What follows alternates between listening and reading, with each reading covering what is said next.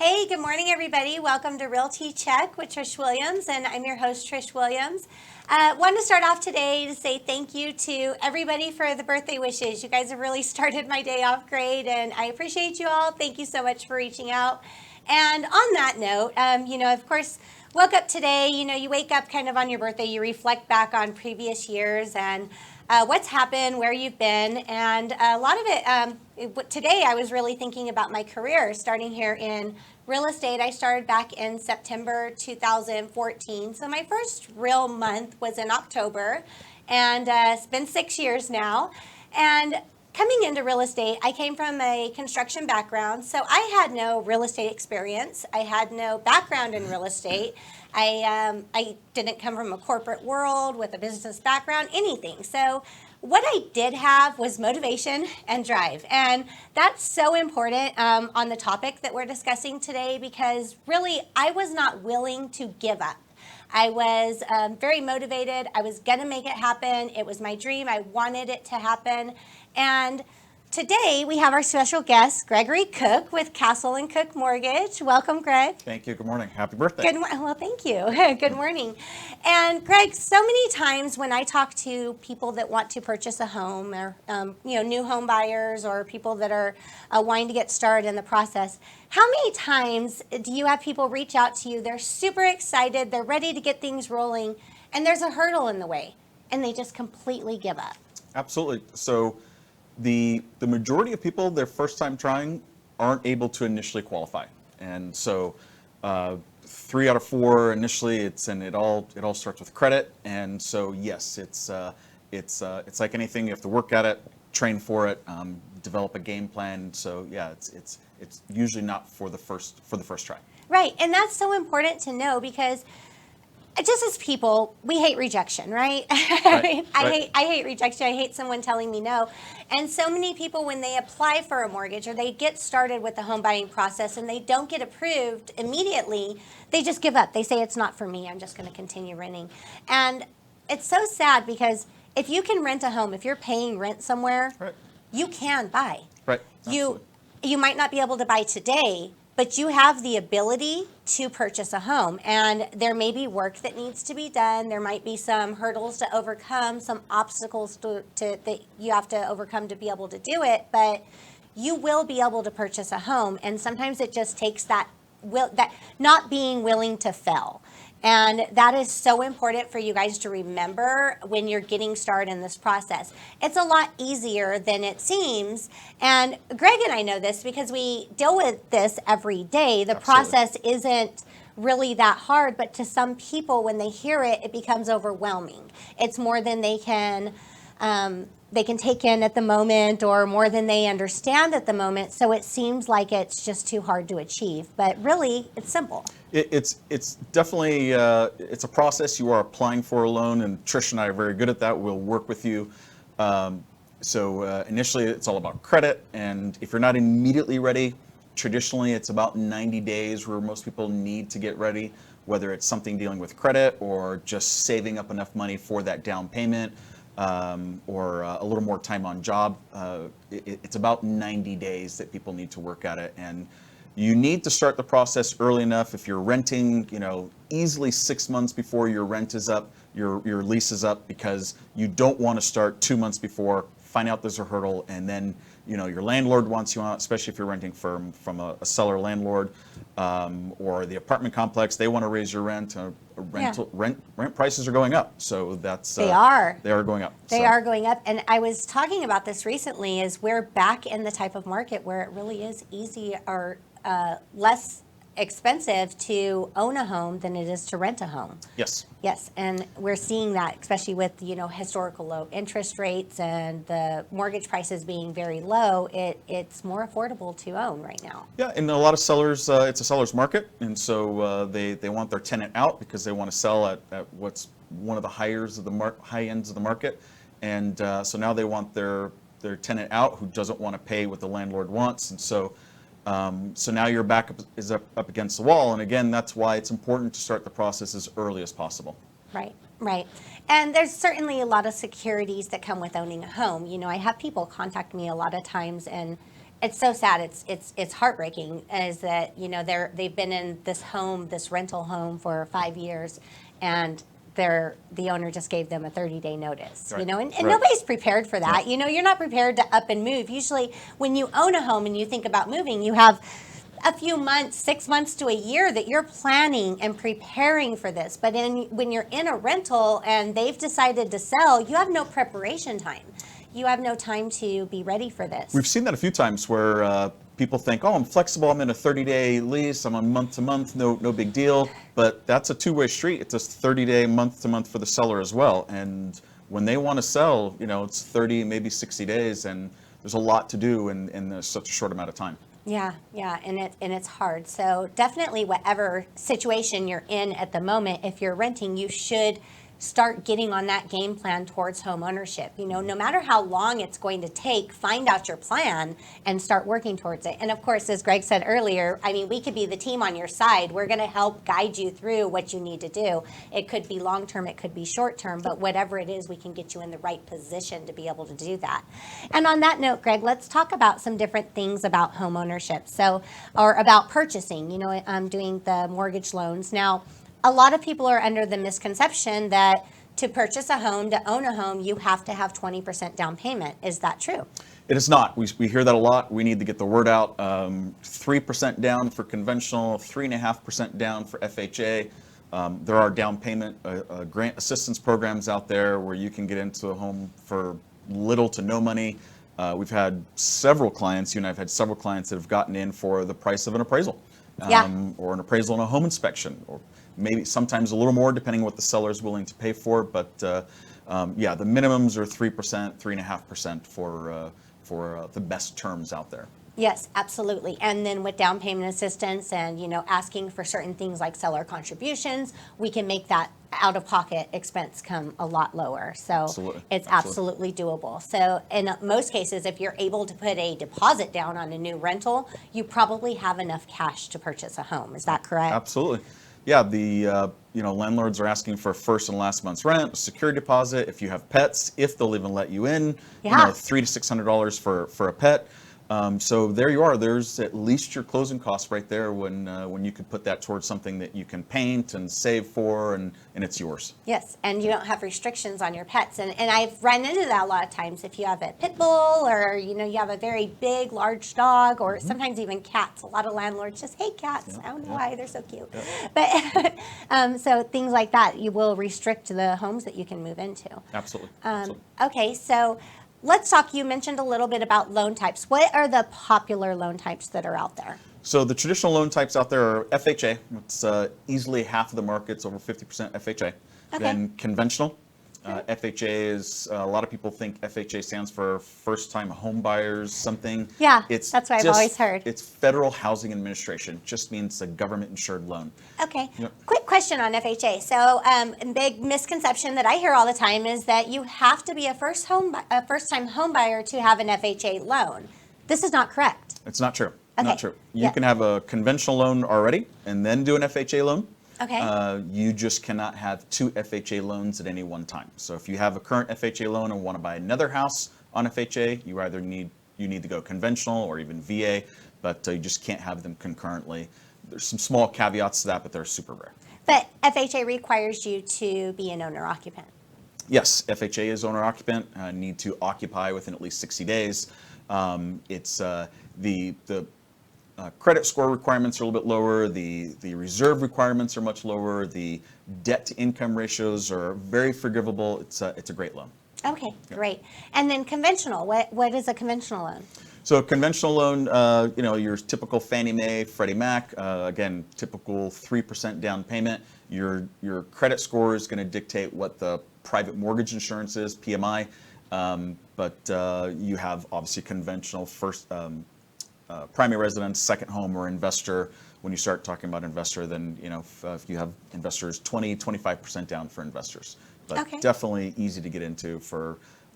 It's credit driven. 3% down, you can get on conventional as well. Okay. All right. So conventional, while FHA is more kind of like, correct me if I'm wrong, while FHA is more in the box kind of loan type, conventional actually has a little more options, depending on your credit score. They both do. Okay. And again, it's just then the experience of the team. Even on conventional, if your scores are strong enough, you don't always need reserves. FHA and conventional, the down payment can be gifted from family, mom, dad, brother, Uncle Bob. Oh, okay. Absolutely. And which is a great way. You can pull the money from a 401k. You can pull the money from an IRA. So look, if you're worried about what's going on in the stock market, whether it's short-term or long-term, we're not financial advisors, speak to a CPA or a CFP, but the money for your down payment or closing costs can come out of a 401k, something like that. And at least then it's something you can understand, touch, feel, kick. Your money's something you're controlling. It's a great way to get into a home. Well, absolutely, because it's a great investment either way that you go. You know, you're paying every month towards something. Why not pay towards your own investment instead of somebody else's? Yeah. So what about VA loans, Greg? VA are the Veterans Veterans Administration. Yes, there we go. I can't talk this morning. So what about VA loans? What are fantastic loans for servicemen? I'm a retired Air Force brat. My dad was in the military for over 22 years. Retired here in Las Vegas. Fantastic loans for a serviceman. It used to be called dollar down. It's not dollar down anymore. There's no down payment. You just need enough money for your own closing costs. Okay. Again, closing costs can be paid for by the seller, and very forgivable on credit scores. Very, very high debt to income allowances, DTI, what we call it, and fantastic interest rates. And then there's no mortgage insurance on VA. So there's no mortgage insurance with zero down. The big thing that changed in VA just this year is it used to be that if you went over what's called the conforming loan amounts, which is $484,000 and change in Las Vegas, if you wanted to buy a $600,000 house in Las Vegas on a VA loan, you had to bring in 25% of that variance. Now, no variance anymore. You can buy, if you can afford it, you can buy $1 million home on a VA loan. Oh, that's amazing. Absolutely. If you can qualify for it, you can buy it. VA has renovation loans. VA has construction to perm loans, so you can build a home on a VA loan. Great program. Really? Great I didn't program. know that you could build a home on a VA loan. Yep. Oh, wow. I learned something new every day. Absolutely. That's amazing. Okay, so back to, you mentioned mortgage insurance. Can you tell us a little bit about what that is? Absolutely. So anytime if you have FHA, anytime you have FHA, there's going to be mortgage insurance. Whether you put down the 3.5%, 20%, or 50%, you're going to have the mortgage insurance. And that stays on for the life of the loan. So until you refinance out of it into a conventional loan, you're going to have that mortgage insurance. Okay. And that insurance there is to protect the lender. A lot of people get that misconception. It's not AFLAC. It's not there that if you lose your job or you're in you need to foreclose, that it's there to protect you. It's there to protect the lender. Right. That's FHA. On the conventional side, same thing. If you're not putting down 20%, it's more like a risk factor. Just they want an extra padding. It's an insurance factor where in the event that you foreclose, the lender to a certain point is going to be made whole. Okay. All right. So it's basically to protect them from the in the event that you don't pay for your payment, pay your mortgage. Correct. Okay. Yep. So if I wanted to purchase a home, Greg, and I was a first-time home buyer, and I called you, what's the first thing that we do? What's the first step? So people, this is, I guess, a point where people get a little confused or they're not sure where to start first. You know, they call the realtor, and usually they call me, and I'm like, okay, we can't go shopping yet. We got to talk to a lender first. So I'll direct them towards you. You can always call me first, not saying don't call me. Call me first. I can definitely guide you through. But the first thing that I'm going to do is put you in contact with the lender to get that pre-approval, to get that amount, because we don't want to be shopping blindly and be looking for homes that are either in a different price range. They could be over or under what you're qualified for, or it's not even qualification sometimes. Sometimes people are like, I don't want to spend over this payment. Well, you have to talk to a lender to make sure that you're in the payment that you want to be shopping for. Right. So first step is to contact the lender. And from that point, what do you do? So then we have a series of questions, just kind of pre-qualifying, do you have the job history? Do you have where are your sources of down payment? And then it'll get a little more personal, because then everything really starts with credit. Right. So then it's name, birth date, social security number, address, some work history to see what your credit score is. If you're ready to go, then we'll start working on things like collecting financials to determine your purchasing power. Okay. We may tell you qualify for 300,000, but maybe that mortgage payment's not where you want to be, and you say, look, I don't want to be more over 210, 220, something like that. We're here to work within your budget. Right, and once we have that amount, I plug in that amount in our MLS. We find out all the homes that match the criteria, and we go from there on our shopping spree, which is always the fun part. Everyone wants to just get to shopping. You know, they don't want to talk about finances till later, but it's how it goes. Yep. So let's go back to work history. What technically is the requirement for work history on purchasing a home? So they want to see 2 years. In some industries, you don't always need the 2 years. Say if you just got out of college and you have a hotel degree or a business degree, and now you're immediately working in that field, they'll be able to work with you, and that college education becomes your work history, and then you can buy a home right out of college. Same thing. In recent past, we had a graduate of a HBCC tech school, and so that he was in education for over a year, and then been working in that industry for 6 months, plus some other background that he had, and that worked for his work history. So what if he was not working at all during the time that he was in college? It still qualifies as work history? Absolutely, because it's... I didn't know that. Yep, yeah, because they consider that part of your work history.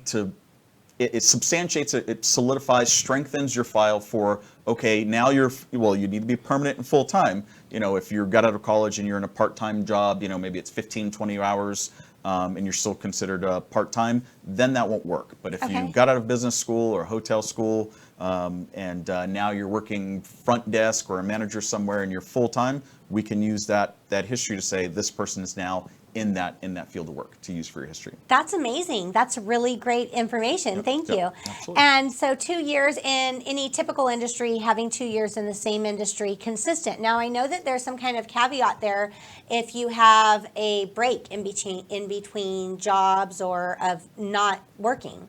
So what is that?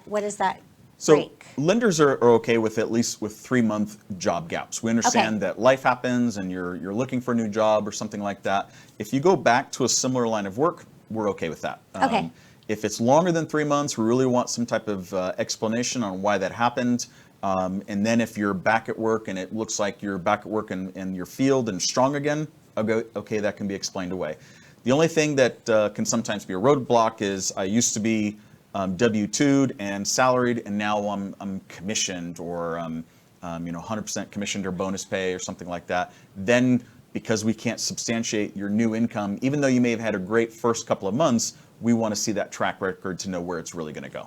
So if you're a commission 1099 employee, which not employee, an independent contractor, but if you're doing a 1099, you have to have 2 years? 2 years, we want to see that work history. Yes. The opposite then is true and okay. If you were 1099 and commissioned and now you go to a W-2 position and you have stable work history, then we like that better because you're working for a company, we can track your income. So say you were in cell phone sales or something like that, it was heavily commissioned, but now you're more on the retail side and we can see your job history. We're okay with that because even though you went from commission to more of a salary, we're comfortable with that continuance. Okay, but it's the same industry. You have to stay in the same industry. Similar industry. We've had people that have moved a little bit, but if it's a big jump, then yeah, that's a concern for the lender, and it may need either other strengths to it. Okay, so somebody that completely changes careers, like I'll use me for example, but let's pretend I didn't go into a 1099 career, but I went from construction to real estate, completely different industries. Right. That would kind of reset me where I would need that 2-year work history. Right, because you were you might have been W-2'd or 1099'd, and we could look at that job history. But now the ups and downs of something like a commission job, real estate, we would have wanted 2 years. Okay, all right, that's great. And then what else besides work history? What's the other things that you would need to qualify? So then it becomes debt to income. So we want to know how much income you have versus the debt you already have, and then versus the debt that you're now going to be taking on. So, for instance, say something simple on FHA or conventional, you can go as high as a 50% debt to income ratio. So $4,000 a month income, we don't want to see total debts over more than $2,000 a month, and that's okay. And that's fair. I mean, Fair. if you don't own a home right now and your debts are not including a mortgage, you're making $4,000 a month. You probably don't want to have debts over $2,000 because that's pretty stretching it a lot. Right, absolutely. Some caveats to that also that are really helpful is just like when mom and dad would co-sign for you on a car, they can do the same thing on buying a house. So if you've got mom and dad that have good income and credit and they want to help you buy that first house, understand they're on the hook for the loan as well. But if you're starting out, maybe that first year, whether it's teaching or something like that, and you don't have that strength, but you really want to get into that $250,000 house, but mom and dad have that ability, they're on the hook, but they can help you out. Okay, all right, So that's good. co-signing. So there's definitely options, and we run into that a lot, where it's things that it might not be able, the numbers might not be able to work right now in the current situation, but a co-signer can help them get to that, get past that first year or whatever till they can do it on their own. Absolutely. Yeah. Okay. What else is needed? So then it's down payment, or if it's down payment and then closing costs. That can come from your own account. Maybe sometimes that's what we're working on the first couple of months, is to save up to where you want to be. And again, mom and dad, Uncle Bob can help out on that. We can pull it from the from 401k. But so it's credit. It's the 3 C's: credit, collateral, and credit, collateral, and cash, something. Okay. So, a bunch of C's. Yeah, we're good with that. Yeah. So down payment assistance, you mentioned that there's the programs out there for down payment assistance. Yes. Did they have different criteria than traditional qualifications? They do. So they're giving you a down payment for 3%, 4%, or 5%. And Okay. so then the criteria is a little bit more conservative. So instead of on, say, FHA, you can go as high as a 56% debt to income ratio. They're going to go a little more traditional as a 45 or 50% debt to income ratio. That's still pretty good. It's very good. Yeah. They want to see a little bit higher credit scores because FHA can go down 600, 620. They want to know that you're solid at 640, 660 range. Okay. And as I would always tell people, money isn't free. The rates are a little bit higher, but it's still an excellent program. Yes, absolutely. And these days, with the rates being as low as they are, the down payment assistance rates are really not that bad. Not as bad as they were last year. Right. Yes, right. so there's definitely options there. Now, what about alternative programs? So sometimes there's people that, I don't know, correct me if I'm wrong, if this is not available anymore, but sometimes people will have like bank statement programs or something like that, where they don't have the check stubs, they're depositing the cash to their account every month, but they don't have any kind of documentation to show it. Are there still programs like that available? There are still programs for that. They're not Fannie Mae, Freddie Mac, and Ginnie Mae products. They're called non-QM. They're not nearly as aggressive as they used to be back in, when the crash happened. So they're a little more traditional and conservative. But for those clients that are self-employed, or even some that are not self-employed, they do have bank statement programs, 12 months, 24-month bank statements programs, where we look at the cash flow to determine your income, as opposed to looking at your W-2s and tax returns. Because self-employed people, they're certainly allowed to write off as much as they're able to, obviously within guidelines. Yeah. And so maybe at the end of the year, instead of showing that they make $200,000, they show that they make $60,000. And they can certainly afford a $300,000 house, but their tax returns don't show it, but their bank statements do show that they have that cash flow. Okay. Rates are a little bit higher. Down payments, you're not going to be able to use a down payment assistance program or something like that. Oh, absolutely. Still a great program, and a great alternative way. It's called non-QM, which is non-qualified mortgage. Good program still. Okay, so there's options out there for basically anybody. And as I said earlier, if you're thinking of buying a home, if that's somewhere in your goals or your dreams, and it should be. If it's not, it definitely should be. Yep. But if you're thinking of doing this, it can happen. You just have to find out, what is your game plan? What are we working towards? Talk to one of us. We're going to get you set up on what you need to do. It's not going to happen tomorrow in a lot of cases. It's going to take a few months, but let's get you on the right path to make this happen, to get that goal accomplished for you, because in the future, home ownership builds wealth. and it's going to be your best investment. It's, for most people, it's your biggest investment. It's the thing that's going to secure you financially for your future, and it is a very important thing that everybody should be striving to do. Right. And Greg, let's talk about some things.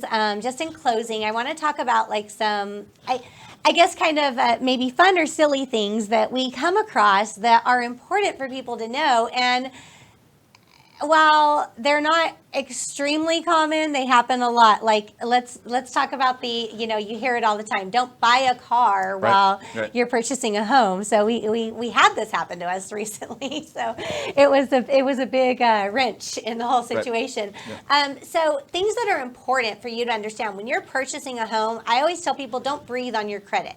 Don't go buy furniture. Right. Don't purchase an auto. Don't do anything. And if we're not talking about just once you're in contract, from the time you get that pre-approval, or even while you're working towards getting that pre-approval, you need to really be cautious of what you're doing. What kind of things can affect that?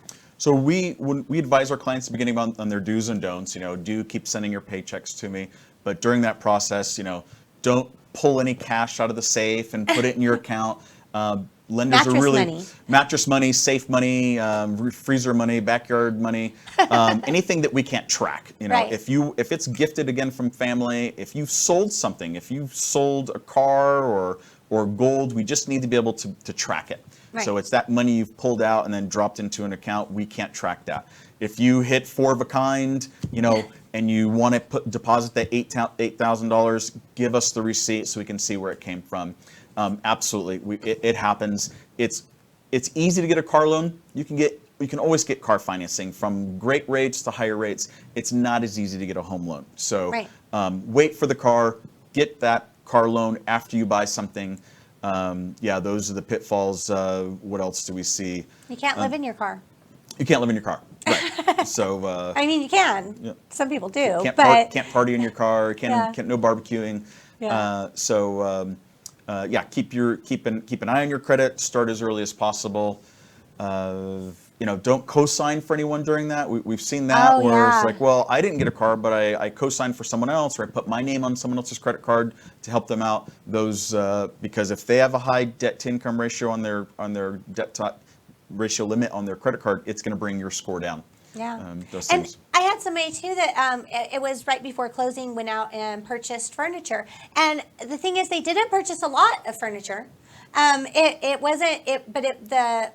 The company that gave them the credit approval for the furniture gave them a credit line that was very high. And even though they didn't spend it all, the lender had to take that whole credit amount into consideration, which caused a problem that we had to work out.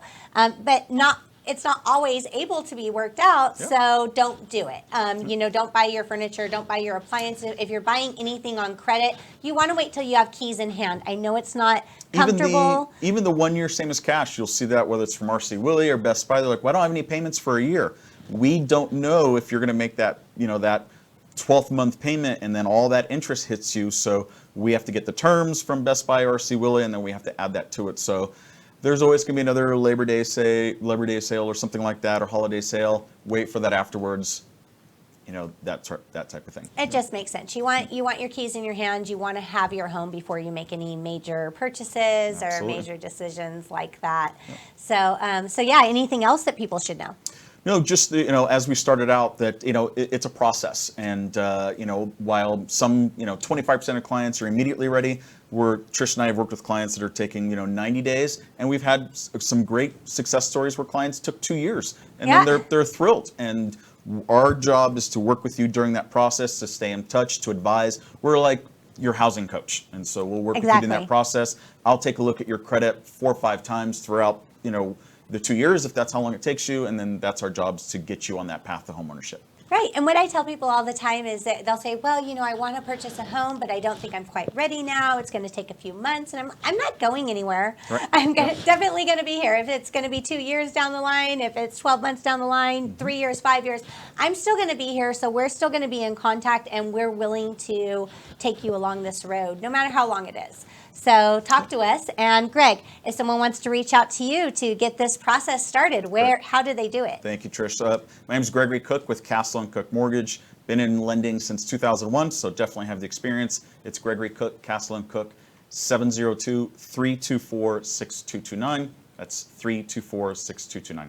Yes. Look forward to talking with you. And Gregory's an excellent lender. He's very intelligent. He knows his stuff. He's on top of things, which is very important to me as a realtor. I can be a little intense or aggressive on things when we're in escrow. I want to make sure that we're solid, and Absolutely. Greg always makes sure that all those T's are crossed, those I's are dotted, and we have everything in place so you don't have any last minute surprises, which if you were understood our part of the industry, that is so crucial. So it's a very good thing, and I love working with Greg, and we're always here happy to help you. And you guys can reach out to me anytime you have questions or you want to get started or you want to talk about things. I'm happy to answer questions and help you through anything that you need. I'm Trish Williams, 702-308-2878, and thank you so much for being here on the show today. Enjoy your birthday. Thank you. I will. I'm taking the rest of the day off. Yep. No, but thank you, everybody, and join us next week on Realty Check with Trish Williams. Have a great day. Thank you. Bye-bye. Bye.